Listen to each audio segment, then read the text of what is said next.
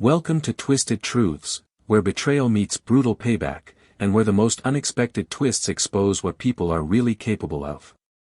This story isn't just shocking, it's personal. My name is Kenneth Braithwaite. I'm 52, and for nearly a decade, I was the general manager of the Pacific Crest Royale, the crown jewel of our hotel chain's properties on the West Coast. If you were a tech CEO, a European dignitary, or a Grammy winner looking for quiet luxury in Los Angeles, odds are you stayed at my hotel. It wasn't just a job. It was my whole life. When my wife passed away 6 years ago, the hotel became my world. I'd wake up at 5:30 a.m., review the overnight reports, make my rounds, check in with housekeeping, taste test the chef specials, and personally greet every VIP. I worked weekends, missed holidays, skipped vacations. I was the brand. The Pacific Crest's glowing reputation. I earned every letter of it. But none of that mattered when Mason Kellerman, the regional director, walked into my office with his smarmy corporate smile and a fresh MBA graduate standing at his side. "We're shifting to a leaner, younger leadership model," Mason said, sliding a severance packet across my polished oak desk like it was a dinner menu. Trevor Lane. 29, no wrinkles, no wisdom, and no damn idea what he was about to walk into. Trevor smiled like he was being handed a golden key instead of a ticking time bomb. I kept my composure, because if I've learned anything in 30 years of hospitality, it's this: people who smile while stabbing you in the back are the most dangerous of all. "You've done an incredible job here, Kenneth. Truly. But we need to evolve." Evolve. Corporate always found cute little words to cover cowardly decisions. What they meant was, I made too much money. My loyalty and performance were no match for a spreadsheet in someone's finance department. It hurt, but not as much as the smugness in Trevor's voice when he shook my hand and said, "Big shoes to fill, huh?" He didn't ask about the reservation sync script I'd been running every morning to keep the broken booking system from imploding. He didn't want to know why VIP confirmations weren't duplicating anymore, or why suites were always perfectly balanced across platforms. Because he thought he was smarter. Because corporate told him experience is overrated. So I packed up my office. Shook hands with my staff. And I walked out with my head high, while knowing that in 5 days, their world would start unraveling without me. Because the one thing no one ever asked me about, was what happened when my script stopped running. You don't realize how much noise your life makes until it goes quiet. That first Monday morning, I woke up at 7:45 a.m., a full 2 hours later than I had in years. No texts. No overnight alerts. No vendor calls or last-minute cancellations. Just me, black coffee, and a silence that felt like both freedom and loss. For the first time in almost a decade, I didn't have a lobby to inspect or a crisis to resolve. But my hands still twitched for my work phone. My eyes scanned my personal email, instinctively looking for the daily system reports. None came, of course. I'd been cut off. And still, I felt guilty. Like I was abandoning a child in the middle of traffic. But guilt only lasted until Wednesday, when the first call came in. Not from corporate, not from Trevor, but from Elisa, my longtime assistant GM. "Ken, I know you're not with us anymore, but there's a problem." Of course there was. "The booking system's gone haywire," she said, her voice tight and panicked. "We've got duplicate confirmations for half our VIP suites, 34 guests booked into just 18 available rooms. Trevor says it's a glitch. But Ken, it's not just a glitch. It's like the system forgot how to operate." "It didn't forget," I said quietly. "It just never learned." I explained that the system wasn't syncing with third-party platforms. I'd coded a script to clean up its mess at 6 a.m. every day. No one ever fixed the system, Elisa. I just patched it, manually. Every day. For the last 18 months. There was a long silence on the line. "So now what?" she whispered. "Now. Now the entire hotel was sitting on a house of cards, and I was the only one who knew how to hold it together. Trevor didn't call that day. Of course not. His ego was still intact. But Thursday afternoon, my phone lit up. Unknown number. I answered. Kenneth? This is Trevor. Elisa mentioned you might know about the, system bug we're having. Bug. That word did something to me. Like hearing someone call a hurricane a bit of wind. How bad is it? I asked. We've got, maybe 60 or 70 double bookings. My jaw clenched. And your plan? We'll just bump people into similar rooms. The inventory says we've got capacity. The inventory is wrong, Trevor, I said flatly. It's always been wrong. That's why I was fixing it. Every day. Pause. Then, cautiously, well, how do we fix it now? You'd need to manually audit every reservation, verify room numbers, cross-reference all third-party confirmations, and reconcile them against your physical room blocks. It's a 40-hour job, minimum. He was silent. Guests start arriving tomorrow, he said softly. That's not my problem, I replied. And I meant it. Because the same people who thought I was too old, too expensive, too outdated to manage their precious 5-star hotel were about to find out what luxury looks like when the engine behind it stops working. He asked if I could come in. Just for a day. I told him no. And then I did something I hadn't done in years. I turned off my phone. Friday morning, I woke up late. I cooked eggs. I watered the lawn. I didn't check any messages. Until 11:15 a.m., when my doorbell rang. Mason Kellerman. Shirt wrinkled. Face pale. Hair sticking up like he'd just run through a wind tunnel of regret. Ken, he said breathlessly, we need your help. Do you? I leaned against the doorframe.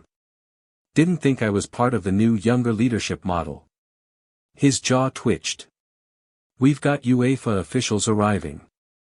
Journalists. VIPs from Emirates, Adidas, Ford. We have no rooms. The system's gone nuclear. I sipped my coffee. Sounds like a management problem. Trevor's locked himself in his office, Mason snapped. He doesn't know what to do. The staff is in chaos. This is a PR disaster. Please, Ken. You can still fix this. Funny, I said, I remember offering to train Trevor on the workaround. You said, and I quote, he'll figure it out. His face flushed.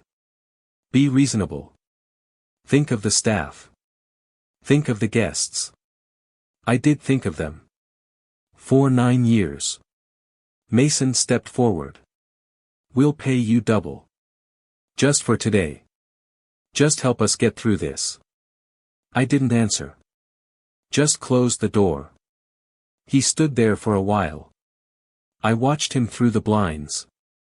By 2 p.m., my voicemail was full. Guest complaints. Vendor rants. Corporate demands. At 4:12, Elisa called again. Ken, it's worse than we thought. The lobby's packed with furious guests. Trevor tried to reassign rooms manually, but he cancelled the bookings of people who were already checked in. I blinked. He deleted active reservations. He panicked. He doesn't understand the system. How many people are we talking? Over 200. And they're not just tourists, they're UEFA officials. Corporate sponsors. Press. There was shouting in the background, multiple languages. Doors slamming. Phones ringing off the hook. Elisa, I'm sorry. Just come in. Please. Just one day. I looked around my quiet home. The photo of my wife on the mantel. The garden I'd finally had time to plant. The peace I'd earned. No, I said. Because if I do, they'll think I belong to them again. I'm not their insurance policy. I hung up. And for the first time since walking out of that building, I didn't feel guilty. I felt free. By Saturday morning, my phone had become a digital crime scene. 17 missed calls. 43 text messages. 2 voicemails from unknown international numbers. And one photo from Elisa of the lobby floor, crammed wall-to-wall with luxury luggage, furious executives, and staff trying to hide their panic behind plastic smiles. And then came the message that hit me hardest. A text from my late wife's sister, Vanessa. Saw the story about your old hotel. Looks like chaos. Patricia would have been proud. That stopped me cold. News. I opened my laptop and typed in the inevitable. Pacific Crest Royale UEFA disaster. There it was, top headline on the Los Angeles Herald. Champions League mayhem, Pacific Crest Royale meltdown leaves VIP guests stranded. A photo showed the grand chandelier-lit lobby packed like an airport at Christmas. Headlines screamed about booking system failures, diplomatic incidents, and guests threatening legal action. The article was brutal. More than 200 elite guests, including UEFA officials, broadcast crews, and international corporate sponsors, arrived Friday to find their luxury reservations erased or double-booked. One French executive reportedly slept in a banquet chair. Another attempted to book a new room through a third-party app, only to have the confirmation instantly cancelled. But the kicker came in paragraph 6. Sources say the crisis follows the dismissal of longtime general manager Kenneth Braithwaite just 2 weeks ago, replaced by a junior executive with no prior experience managing large-scale international events. I sat back. There it was. I hadn't told a soul. I didn't leak anything. I didn't call a single journalist. But someone did. And not just someone inside. I checked the byline. A reporter I didn't know. But the quotes? They reeked of Elisa. And it hit me, she'd kept the internal emails. The system error logs. The records of every time I flagged the broken booking software to corporate. She was protecting me. Or maybe, she was setting them up. Either way, my silence had spoken louder than their arrogance ever could. And they were panicking. Mason called again. I didn't answer. Then came the voicemail. Ken. Corporate's flying in. We're about to lose the UEFA contract and possibly our top 3 corporate accounts. Trevor resigned this morning. Walked out at 7 a.m. Please. I'll offer you anything. Triple salary. Full operational control. Remote, if you want. I'm begging you. And just like that, the power dynamic shifted. The man who called me replaceable now called me essential. I sat with that feeling. Sipped my coffee. Listened to the ocean through the cracked window. And I realized something. They didn't just underestimate me. They underestimated the entire ecosystem I'd quietly built. I wasn't just managing a hotel. I was holding together a delicate web of travel agents, corporate accounts, vendors, and VIP relationships, most of whom trusted me personally more than they ever trusted a logo. And now, they didn't trust the Pacific Crest at all. By Sunday morning, I was ready. When Mason called again, I picked up. What do you want? I asked flatly. A solution. Why now? Because everything is falling apart. Because you finally realized the difference between cheap and valuable. Long silence. I'm offering you a 6-month consulting contract. Remote. Triple pay. Full control over system operations and staff training. I leaned back in my chair. Send me the terms. I'll review them. You'll consider it. I'll decide on my time.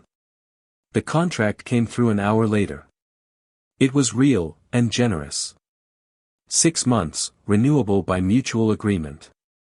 No physical presence required except quarterly reviews. All payments up front. But I wasn't done yet. This wasn't about money anymore. This was about setting the rules on my terms. So I called Mason back. "I'll accept the offer," I said, "but with conditions." "Name them." "First, I operate entirely outside of California. I'm relocating." "You don't ask where." "Okay." "Second, I handle all VIP communications directly. No more corporate chains screwing up relationships I built." "Fine." "Third, and this one's non-negotiable, I have final approval on whoever becomes the next general manager." Mason hesitated. "Trevor was your idea," I added. "Fine. You have hiring oversight. I'll start next week." "From the Caribbean." "The Caribbean?" I smiled. "I think I've earned the view." And just like that, I had everything I needed, not just to stabilize the mess, but to begin something far bigger. Because the damage was already done. But the opportunity was just beginning. The flight to Barbados touched down just before sunset. The sky was a watercolor wash of amber and lavender, the kind of view corporate meetings never allow you time to admire. As the other passengers wrestled with luggage and customs forms, I stepped out of the airport with nothing but a laptop, a weathered notebook, and a plan. I wasn't here for a vacation. I was here to begin my quiet war. Over the next 3 days, while the Pacific Crest spiraled under emergency audits and PR disasters, I sat on the shaded porch of a beach rental and built my empire from scratch. Not one built on spreadsheets and buzzwords. But on leverage. True, personal leverage. I started by calling my oldest industry contacts, event planners, travel directors, agents for top corporate accounts. Not one of them had heard from Mason or Trevor. They had, however, heard from each other. The hospitality world is small. Bad news travels faster than a late checkout. I didn't say much. Just told them I was consulting independently now. That if they ever needed guaranteed stability again, I'd be the one answering the phone. They didn't ask for proof. They just said, "Finally." Next, I turned to the VIP vendors, florists, specialty chefs, car services, luxury security. All the hidden arteries that kept a place like Pacific Crest alive. Every last one of them was sick of dealing with corporate procurement. "You running your own shop now?" one of them asked. "Not yet," I said. "But I will." Then I began researching hotels, small ones. Mismanaged, undervalued, bleeding quietly on the edge of paradise. One stood out. A 28-room beachfront property called Sunset Bay Villas. Family-owned, on the market for 14 months. Half-staffed. No digital strategy. But beautiful bones. It wasn't just a business opportunity. It was a symbol. For nearly 10 years, I'd built someone else's dream. Fixed their systems. Silenced their fires. Took the blame when they failed and a handshake when they succeeded. Now. It was my turn. But before I could buy Sunset Bay or move fully into independence, I needed to finish what I started, and turn the screws just a little tighter on the empire that discarded me. I logged into the secure admin panel the Pacific Crest IT team had given me access to as a consultant. Within 24 hours, I had rebuilt my script, better this time. Not just syncing bookings, but flagging corporate sabotage points, false VIP data, empty room blocks, double agent vendors, and internal staff corruption. Elisa called me 2 days into the project. "Ken," she said, breathless, "are you seeing this? The system, it's functioning like it used to. Reservations are finally sticking. The double bookings are clearing." "I'm watching it," I replied, sipping passion fruit juice on my balcony. The back-end logic was outdated. I modernized it. She was quiet a moment. "They're scared of you, you know." "Good. They should be. Elton Jacobs from UEFA called today. Asked if you were back. What did you say? That you were under contract. But only temporarily. She hesitated. Ken, are you going to come back? For real? I looked out at the sea, calm and endless. No, I said. But I'm going to leave behind something stronger than panic. I'm going to leave behind a blueprint no one else can replicate. Because my plan wasn't just to fix their mess. It was to make them realize I was never replaceable, and make sure the whole industry knew it, too. By Friday, I had something else, a custom dashboard that let me remotely monitor every Pacific Crest metric in real time, guest satisfaction, vendor engagement, incident reports, even front desk service times. I called it Project Echo, because what they'd hear now were the echoes of every decision they tried to bury. And then came the final piece. I sent one email. Just one. To 5 of our biggest corporate clients, the ones who had already pulled their annual conferences after the disaster. I didn't ask them to return. I simply offered them a pilot test of a new consulting service, personalized event management, handled by me, independently. No committees. No middle managers. No automated responses. And every one of them replied the same way. You tell us when and where, Kenneth. I stared at those replies for a long moment. It was happening. This wasn't just revenge anymore. This was the beginning of legacy. By the time I hit send on the last onboarding packet for my new private client service, I wasn't just a consultant anymore. I was a silent power, operating behind the scenes, while the suits at Pacific Crest clutched at PR statements and internal memos like sand slipping through their fingers. And they had no idea what was coming next. Monday, 8:03 a.m. A senior VP from one of our ex-corporate clients, let's call them Vanguard Tech, reached out again. We've got a major product launch in Q3. Usually we'd use Pacific Crest. But if you're personally managing it elsewhere, we're ready to move. Elsewhere. That word hung in the air like an ember ready to catch flame. I replied with a proposed venue, Sunset Bay Villas, soon to be mine, paperwork pending. It wasn't the 5-star monstrosity they were used to, but what it lacked in luxury polish, it made up for in intimacy, control, and me. By Wednesday, Vanguard had booked 18 of the 28 rooms for a 3-day private retreat. I brought in chefs, a private AV team, and a local event planner I trusted from my industry network. That one event alone would generate $187,000 in direct revenue, more than Sunset Bay had made in a whole quarter. Meanwhile, Pacific Crest. They were still cleaning up from their UEFA implosion. Elisa sent me an update through our private chat line. 3 more cancellations this week. 2 weddings pulled. 1 gala rescheduled to the Four Seasons. Mason's in full meltdown mode. I told her to keep calm. Let the dominoes fall. Because by Friday, I had all the pieces lined up. I sent a confidential update to corporate as part of my consulting agreement, just enough to stay contractually useful, but laced with professional truth bombs. System still vulnerable. Staff morale declining due to leadership vacuum.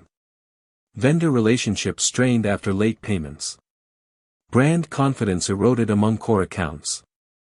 Mason called within the hour. Ken, I read your report. Can we talk? We are. Look, I know things went sideways. But your work has been phenomenal. Corporate noticed. They're asking if you'd consider taking the regional director role. I nearly dropped my coffee. You want me to replace you? He stammered. It's not official, but, yes. They see your value now. Did they see it when they fired me 2 weeks before Champions League? Silence. Ken, this is your shot. Full control. 6-figure bonus. You could rebuild the region. Set your legacy. I leaned back in my chair. I already am. What's that supposed to mean?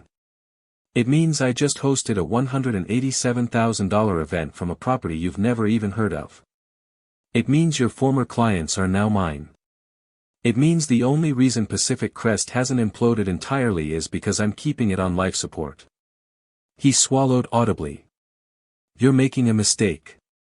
No, I said, I made a mistake when I gave you everything for 9 years and thought loyalty went both ways. Then I hung up. Later that week, Elisa forwarded me an email thread, leaked internally, about a brand restructuring plan. The kind that hinted at mass layoffs and strategic consolidation. They were losing money, losing trust, and now trying to slim down again. They hadn't learned a thing. But I had. So I executed my final move. I quietly acquired Sunset Bay Villas. Signed the contract, paid in full, and registered a new business entity. Braithwaite & Company, Bespoke Hospitality and Event Services. A name with no brand baggage. Just mine. I brought in my own hand-picked team, some former Pacific Crest staff who'd had enough of corporate chaos. Gave them fair wages, autonomy, and one golden rule. People first. Always. No spreadsheets. No silence. No arrogance. And just like that, I had a hotel. A loyal team. Returning clients. A stable system. And the one thing no corporation can fake, integrity. 3 months after the UEFA disaster, I was sitting on the balcony of my newly acquired Sunset Bay Villas, watching a private dinner unfold on the sand below, Vanguard Tech CEO and board clinking champagne glasses under lantern-lit palms. And then my phone rang. Corporate. Atlanta headquarters. Caller ID, James Remington, Senior VP of Operations. This wasn't Mason. This was Mason's boss. I let it ring twice, because some moments deserve a little suspense. Hello, James. Mr. Braithwaite. We've been watching your work closely. I assumed so. We've reviewed your consulting reports. Your crisis handling was exemplary. Frankly, we underestimated the scale of the problems you were quietly solving before your departure. I stayed silent. We'd like to formally offer you the role of regional director. You'd oversee operations across all 5 properties. Full authority, elevated budget. And, of course, we'd make sure the compensation reflects your value. I looked out at the sea, soft waves folding over golden sand. No. There was a beat of stunned silence. I'm sorry. I said no, James. I don't understand. We're offering a chance to. You're offering me the same thing Mason offered, after the system collapsed. After you lost millions. After I cleaned up your mess from an island you didn't even know I was on. That's not fair. What's not fair is that I warned you. For 18 months. And you called it a bug. I fixed your broken code, held together your failing operations, built relationships that you took credit for. Then you fired me like I was dead weight. We didn't. You did. And now you want me to come back and save your reputation. Again. He didn't speak. I almost felt sorry for him. Almost. What would it take to make you reconsider? He finally asked. I smiled. There's nothing you can offer that beats owning my name. Owning my work. Owning my future. And I hung up. That night, I hosted a welcome dinner for my new event clients, a medical tech firm launching a global campaign. As I walked through the garden toward the dining terrace, my phone buzzed. A message from Elisa. Thought you'd want to see this. It was a forwarded internal memo. Subject, termination, M. Kellerman. Effective immediately, Mason Kellerman's employment with Royale Hospitality Group has ended. A search for a new regional director is underway. I stared at the screen. It wasn't gloating. It was closure. I texted back. You okay? She replied. Better than ever. I told Marriott the truth when they called for his reference. I blinked. Marriott? Yeah. Mason tried to land a position in Orlando. I gave them the full download, system failures, UEFA fallout, how he ignored warnings. They thanked me, and passed on him. I chuckled, slowly. In this business, your reputation doesn't just follow you, it walks in the door before you do. A few days later, I received a formal inquiry from another major corporate group, an annual leadership summit looking for a discreet, high-trust venue. They didn't want 5 stars. They wanted peace of mind. And somehow, word had reached them that Kenneth Braithwaite could deliver it. I booked them for October. Full property buyout. A 6-figure deal. And I realized something. The real revenge wasn't the downfall of Mason. It wasn't watching Trevor flee in disgrace. It wasn't even the $1 million clients I now managed independently. The real revenge was becoming everything they told me I wasn't. Too old. Too rigid. Too expensive. No. I was timeless. Adaptable. Priceless. It was a slow Sunday morning, the kind where the ocean seems to breathe. I was sitting in my office at Sunset Bay Villas, barefoot, sipping coffee, the soft hum of island life moving gently around me. The front desk radio crackled with cheerful check-in updates. Housekeeping laughed in the hallway. No chaos. No screaming executives. No crash reports or boardroom demands. Just a boutique hotel, mine, full of people who wanted to be here, not stuck in crisis mode under fluorescent lighting. That's when the article dropped. From scandal to sanctuary, the man who quietly rescued VIP hospitality. Front page of Hospitality Weekly, industry-wide distribution. My name was in the headline. They'd gotten wind of my new company, my client wins, the turnaround at Pacific Crest. And without me saying a word, they put the pieces together. Former GM Kenneth Braithwaite, once dismissed for being too expensive, has now emerged as one of the most trusted names in boutique luxury hospitality. Industry insiders credit him with salvaging reputational losses during the UEFA fiasco, guiding major accounts through his new venture, and turning a small, struggling island property into a rising powerhouse in high-end events. There was even a quote from Vanguard Tech CEO. Kenneth doesn't just manage hotels. He manages trust. That line stuck with me. Because that's what they never understood at Pacific Crest. That hospitality isn't about technology or marketing, it's about trust. People. Instincts. Quiet effort nobody sees. I leaned back, letting the words settle in. And then I checked my email.